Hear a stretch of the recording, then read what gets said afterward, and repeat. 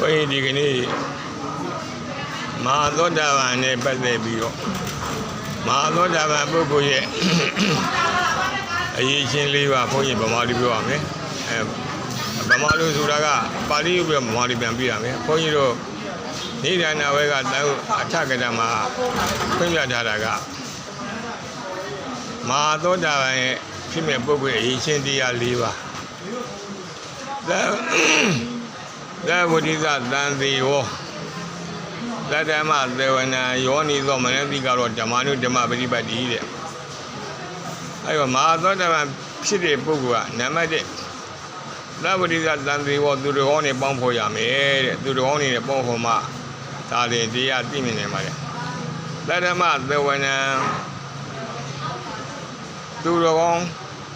ဒီဟောကြားတော်မူတရားကိုနာကြရမယ်တဲ့နောက်တစ်ခုက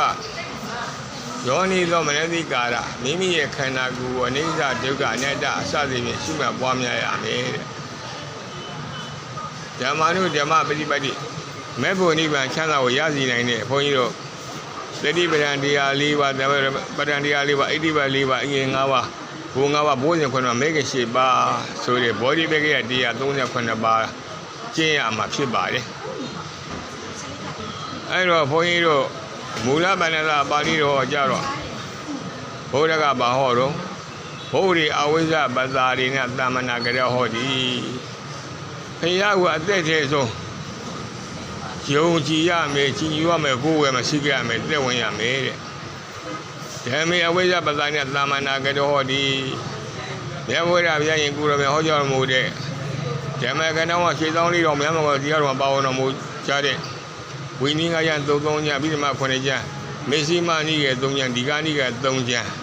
အင်္ဂုတ္တရနိကေ10ညခိုးရကနိကေ15ညတို့မှာလာတဲ့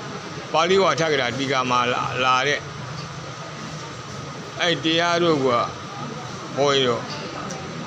မတုံမလို့သက်ဝေယုံကြည်ရမယ်တဲ့တန်ငေအဝိဇ္ဇပဇာညတမနာကတော်ဒီတန်ဃာတော်ရှင်သမတ်တို့ဤသီလကိုသမာဓိကိုပညာကိုတန်ဃာကိုနောက်တစ်ခုကဘုန်းကြီးတို့တန်ဃာတော်ရှင်းသုံးတဲ့ဝိနည်းစကားကအကျင့်ရမယ့်နေရာ28ပါးရှိပါတယ်အကျင့်ရမယ့်ဂရီ985 3600ရှိတဲ့သိက္ခာဘုနော်တန်ဃာဂုဏ်တွေကိုဟောတော့မတုံလို့သက်ဝေယုံကြည်ရမယ်တဲ့အဲ့တော့ပိစသီလာနဲ့သမဏကတောဟောဒီဘုန်းကြီးတို့ပါဏာတိပါဒအာရိယဒါနကာမိသုမြတ်ဆိုတဲ့မူသာဝါဒတို့ရမေတ္တာဆိုတဲ့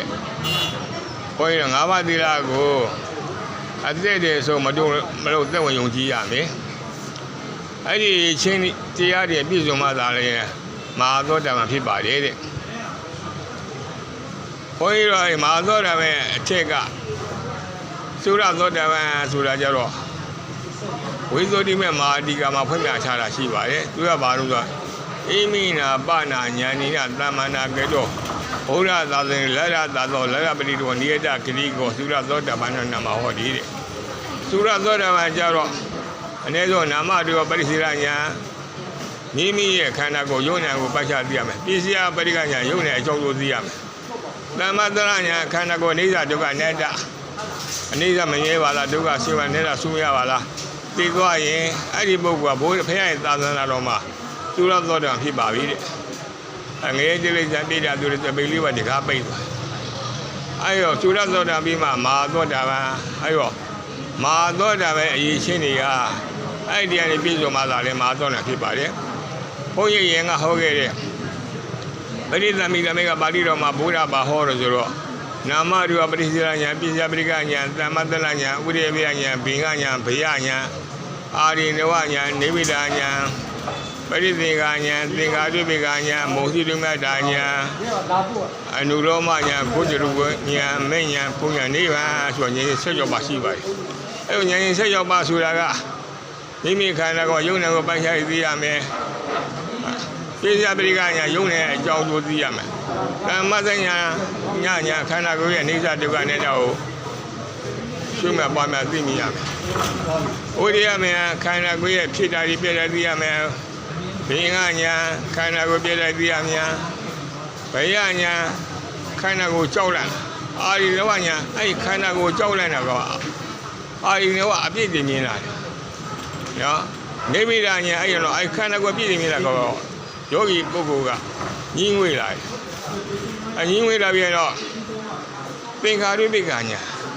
နော်အခန္ဓာကိုယ်ကိုလေးလိုရှုလာတယ်နော်အဲ့တော့နော်မောင်စီကမြတ်တန်ညာဆိုတာခန္ဓာကိုယ်ကလွတ်ချင်လာနော်အနုလောမညာမဲ့ဘုရားလေအောင်လို့ပဲညာကိုသိလာဘုဒ္ဓဘုရောညာပုရိသညုကိုဖြတ်ပြီးတော့သိတဲ့ညာမဲ့ညာဆိုတာသောတာပတ္တိမဲ့သကရာဂိုင်းမဲ့အနာဂိုင်းမဲ့အဟိတမဲ့ဆိုတဲ့မဲ့လေးပါအဲ့တော့မှသောတာပတ္တိဘုသကရာဂိုင်းဘုအနာဂိုင်းဘုအဟိတဘုဆိုတဲ့ဖို့လေးပါအဲ့ဒီနောက်မှာဘုန်းကြီးနိဗ္ဗာန်ဆိုတာယုတ်တရားနဲ့တည်းချုပ်ရခြင်းအပြင်နိဗ္ဗာန်ကိုချမ်းသာကိုရပါတယ်နော်တော့ဒီနိဗ္ဗာန်ရတဲ့ပုဂ္ဂိုလ်တို့ဟာတို့မို့ယန္နာဖြစ်တဲ့ပုဂ္ဂိုလ်တော့ဟောဒီဉာဏ်ဆက်ကြောပါပြည့်စုံလာတာလေနိဗ္ဗာန်ကိုရပါယန္နာဖြစ်ပါတယ်လို့နော်အတရားထဲမှာရှိမှပွားများကြပြီးတော့မိဖို့နိဗ္ဗာန်ချမ်းသာရကြပါစေလို့မန္တလေးမြို့ဉာဏ်တော်ရှိဆင်းရဲနေဆိုတော့ဥစိန်တာဝိဇ္ဇေတို့ကမ္မဌာနစိရိယဓမ္မဂတိကမန္တလေးမြန်တော်ရှိမှမဲ့ညာဖွင့်နေမှာချောင်းရကြပါစီလို့မိတ္တာကြီးအောင်ဆုမော်တောင်းစီကိုယ်စိတ်နေမှာကြမ်းမှာချမ်းသာကြပါစေမဲ့ညာဖွင့်နေမှာချမ်းသာကြပါစေဒါကြောင့် everything who thank you very very much may you always be happiness forever မေဃဗလနဗနာ insight ဒီအားလုံးကိုယ်စိတ်နေမှာကြမ်းမှာချမ်းသာကြပြီးတော့ရှင်လန်းချမ်းမြေ့စွာဖြင့်မဲ့ညာဖွင့်နေမှာချမ်းသာကိုရကြပါစေ